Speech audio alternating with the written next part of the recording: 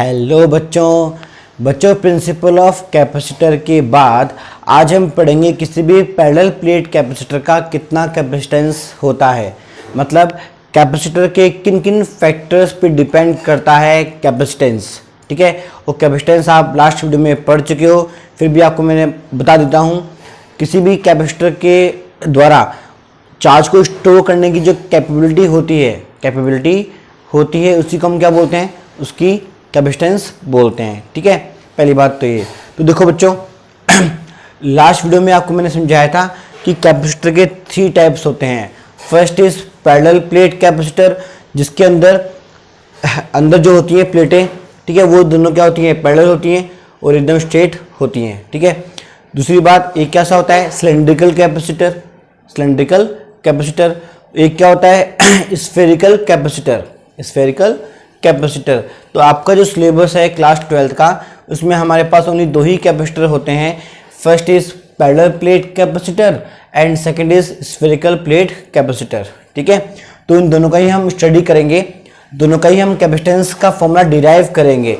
आज हम क्या पढ़ने वाले हैं, देखिए capacitance of the parallel plate capacitor. ठीक है, सबसे पहले बात करते हैं बच्चों इसके स्ट्रक्चर की।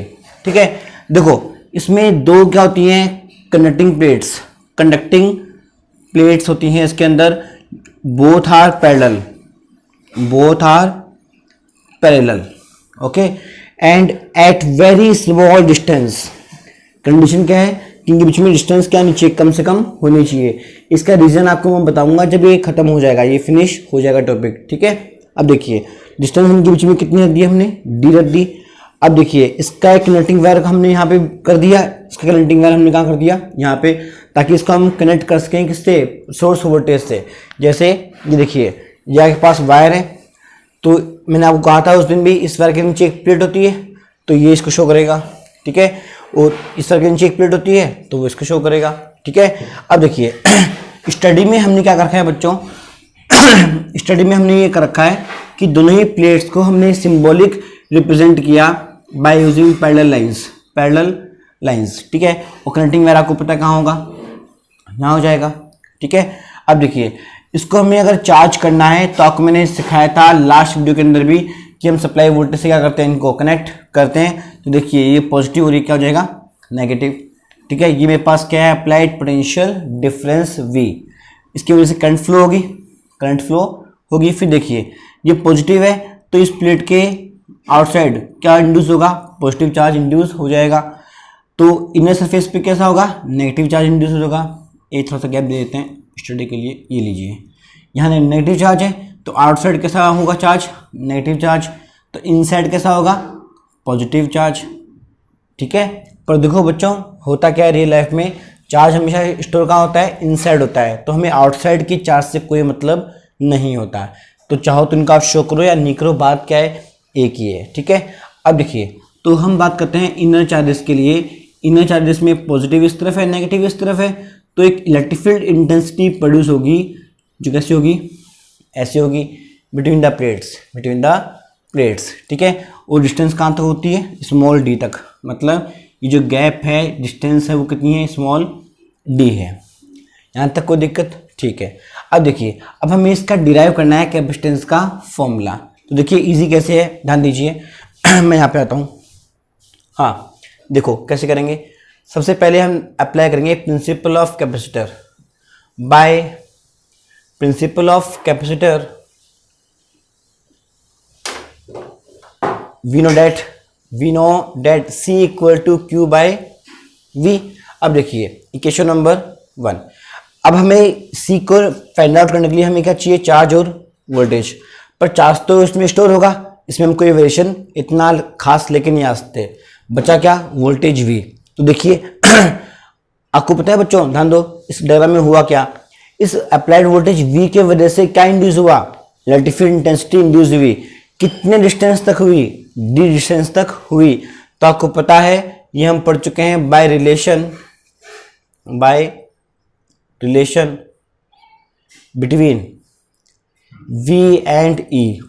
We know that V equal to E into R।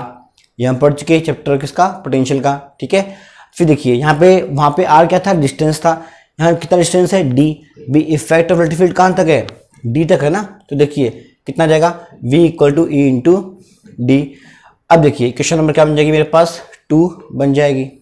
ठीक है, चाहो तो इसको उठा के आप यहाँ पर रख दीजिए, कोई दिक्कत नहीं है। पुटिंग इट इन इक्वेशन 1 क्या बनेगा, ध्यान दीजिए, C equal to Q upon में कितना, E इंटू में क्या, D। क्वेश्चन नंबर क्या बन जाएगी, 2 बन जाएगी। अब ठीक है, ठीक है। अब देखो बच्चों, D में तो हम कोई चेंज कर नहीं सकते, ये तो फिक्स वैल्यू होगी। चार्ज भी कैसा होगा, फिक्स होगा, जो स्टोर करेगा बाद में। अब बच्चा इलेक्ट्रिक फील्ड इंटेंसिटी, अगर हम प्लेट्स के बीच में इलेक्ट्रिक फील्ड इंटेंसिटी को फाइंड आउट कर लें तो हमारा काम बन जाएगा। ठीक है, अब देखिए इसको कैसे करते हैं फाइंड आउट, ध्यान दीजिए। बच्चों ये प्लेट कौन सी प्लेट है, सेकंड प्लेट, इसको हमने नाम क्या दिया, P2। ये जो कौन सी प्लेट है, फर्स्ट प्लेट, इसको हमने नाम क्या दिया, P1। तो देखिए इसमें कंसेप्ट क्या है, इस प्लेट में पॉजिटिव चार्ज इस तरफ है, तो इस प्लेट की वजह से जो इलेक्ट्रिक फील्ड इंटेंसिटी प्रोड्यूस होगी वो किस तरफ होगी, टुवर्ड्स इट, क्योंकि पॉजिटिव चार्ज से लाइन से इलेक्ट्रिक फील्ड क्या होती है, इमर्ज होती है। तो इस प्लेट की वजह से EFI किस तरफ होगा, इस तरफ होगा। मान लेते हैं वो क्या है, E1 है, मान लें, किस प्लेट की वजह से, इसके वजह से। अब देखिए ये प्लेट कैसी है, नेगेटिवली चार्ज, इस पे लाइन ऑफ इलेक्ट्रिक फील्ड क्या होती है, आती है। तो इस प्लेट P1 की वजह से जो इंटेंसिटी है, मान लीजिए वो E2 है, तो वो भी कैसा होगा, ऐसे होगा, विथ डायरेक्शन। आपको पता है इलेक्ट्रिक फील्ड इंटेंसिटी कैसे होती है, वेक्टर क्वांटिटी होती है, तो दोनों क्या होंगे, सेम डायरेक्शन में है, तो दोनों क्या हो जाएंगे, ऐड हो जाएंगे। क्या हो जाएंगे, ऐड। वेक्टर का कंसेप्ट क्या बोलता है कि जब दो वेक्टर क्वांटिटीज क्या होती है, सेम डायरेक्शन में होती है, तो दोनों क्या हो जाएंगे, ऐड हो जाएंगे। तो देखिए net EFI, total electric field intensity, हमने लिखा E इक्वल टू, तो क्या लिखेंगे अपन, E1 प्लस E2। पहली बात तो ये। अब जरा याद कीजिए, गाउस का हमारा एप्लीकेशन था electric field intensity due to uniformly charged plane sheet. उसमें हम फाइंड आउट कर चुके थे किसी एक सिंगल प्लेट के वजह से जो इलेक्ट्रिक फील्ड इंटेंसिटी प्रोड्यूस होती है वो कितनी होती है, सिग्मा अपॉन में 2 एप्सिलॉन नॉट। तो देखिए इसकी वजह से भी होगी, इसकी वजह से भी होगी। यहाँ कितनी प्लेट्स है, 2 प्लेट्स है ना, तो ये दोनों टर्म कितनी बार ऐड होगी, 2 बार ऐड होगी।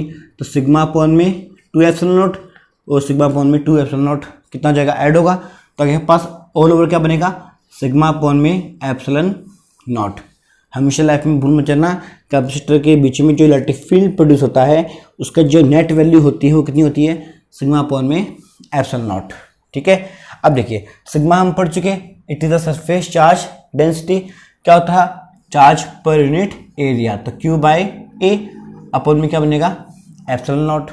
ठीक है, फिर देखिए इक्वेशन नंबर के मेरे पास क्या बन जाएगी, 3rd बन जाएगी।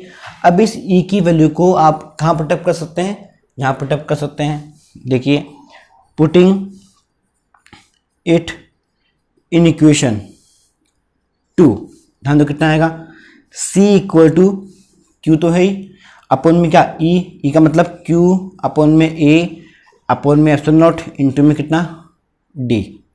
देखो ये आएगा नहीं आएगा। अब देखिए चार्ज से चार्ज क्या हो जाएगा, कैंसिल आउट हो जाएगा। तो ध्यान दीजिए क्या बनेगा, एप्सिलॉन नॉट A अपॉन में कितना बन जाएगा, D। ठीक है बच्चों भूल मत जाना, बहुत ही इंपॉर्टेंट फॉर्मूला है ये, C equal to epsilon not A upon में D। ये जो फॉर्मूला आप पढ़ रहे हो ये बहुत ही इंपॉर्टेंट है। इस पूरे चैप्टर में आगे वाले डेरिवेशंस हम जितने भी पढ़ेंगे उन सभी के अंदर ये बहुत ज़्यादा काम में आएगा। और इस फॉर्मूले की खास बातें क्या हैं वो देखिए। पहले तो आप क्या कीजिए, वीडियो पॉज कीजिए और ये पूरा लिखिए। ठीक है, और देखिए इससे पहले क्या लिखेंगे, इस फर्स्ट डायग्राम से पहले क्या आएगा, parallel plate capacitor is an arrangement of two parallel plates are at very small distance D। ठीक है, this arrangement is known as parallel plate capacitor. Okay, first thing तो ये हो गई। दूसरी बात फिर यहाँ पे आप लिखोगे आप, let this capacitor consist of plate P1 end plate P2 and these plates are connected with the supply voltage V.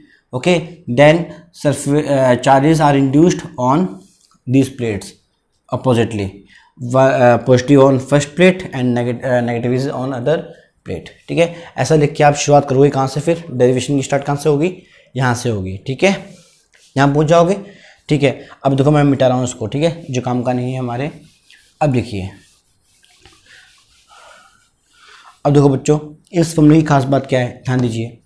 ये फॉर्मूला बच्चों आपको इंडिकेट कर रहा है कि कैपेसिटेंस को हम इंक्रीज कर सकते हैं, इंक्रीज कर सकते हैं दो तरीकों से। कितने तरीकों से, दो तरीकों से। कैसे, ध्यान दीजिए। एप्सिलॉन नॉट तो कांस्टेंट है, 8.8 इंटू 10⁻⁻12, ये आपको पता है। एरिया देखिए प्रोपोर्शनल है, डी कैसा है, इन्वर्सली प्रोपोर्शनल। तो देखिए डी जितना कम होगा, डिस्टेंस डी जितना क्या होगा, कम होगा, उतना ही कैपेसिटेंस क्या होगा, ज़्यादा होगा।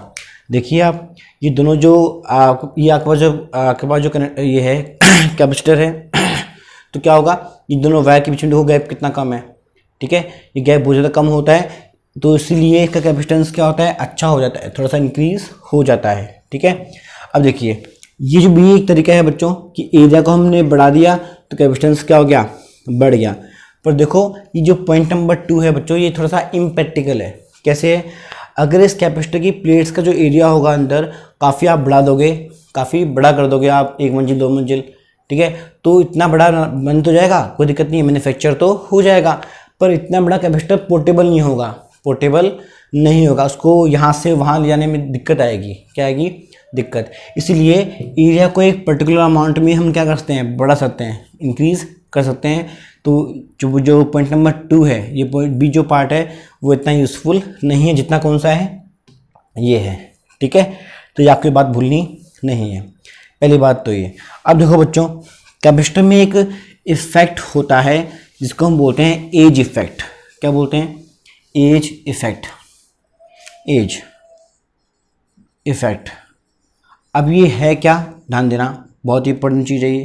पॉइंट नंबर सी, देखिए इसको मैं मिटा रहा हूँ यहाँ से, ये आपका डायग्राम काम आएगा। अब इसको भी भूल जाइए एक बार, इसको यहाँ तक। ठीक है, इसको मैं मिटाना चाह रहा हूँ, ठीक है, काम आएगा अपने। ये लीजिए, हाँ देखो बच्चों, ये एज इफेक्ट होता क्या है, ध्यान दीजिए। जैसे ऐसे कीजिए मेरे पास कोई शीट है, एक मिनट, शीट, चलो ये ले लेते हैं। देखो मेरे पास मान लीजिए थिन शीट है, ठीक है, तो आपको पता है एज जो होती है, एज किसको बोलते हैं, ये सब एज है ही नहीं है, ये सब एज ही है।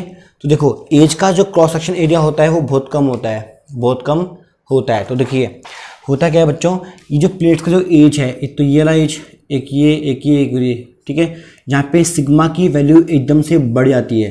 क्यों, यहाँ पर एरिया बहुत ज़्यादा क्या है, कम है, तो सिग्मा बहुत ज़्यादा क्या हो जाएगा, इंक्रीज हो जाएगा।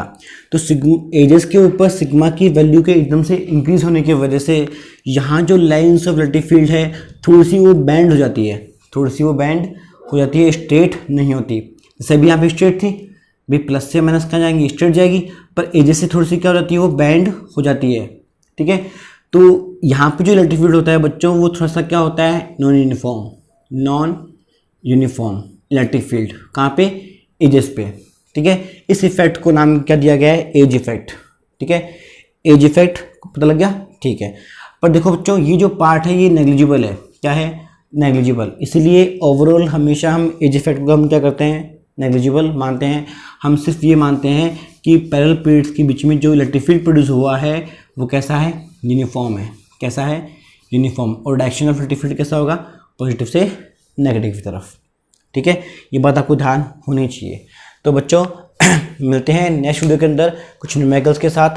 ठीक है, और आप भूल मत जाना ये फॉर्मूला C = ε0 A/d। क्यों, बाय ओम्स लॉ में देखो आपने कैसे पढ़ा था, ध्यान दीजिए, V प्रोपोर्शनल I, तो V = में क्या होता है, R × I। तो इस R का एक फॉर्मूला था ना, ρL/A। ठीक है, तो देखिए ऐसे कैपेसिटर का जो प्रिंसिपल था वो क्या था, चार्ज प्रोपोर्शनल वोल्टेज। तो यहाँ पे आपके पास कांस्टेंट आया था C, तो आप ऐसा मान के चलिए बच्चों हमेशा कि इस C का फॉर्मूला कैसा बनता है, ऐसा बनता है। ठीक है, तो इसलिए बहुत इंपॉर्टेंट है, आने वाले टॉपिक्स के अंदर इसका हम बहुत ज़्यादा यूज़ करने वाले हैं। ठीक है, मिलते हैं नेक्स्ट वीडियो के अंदर।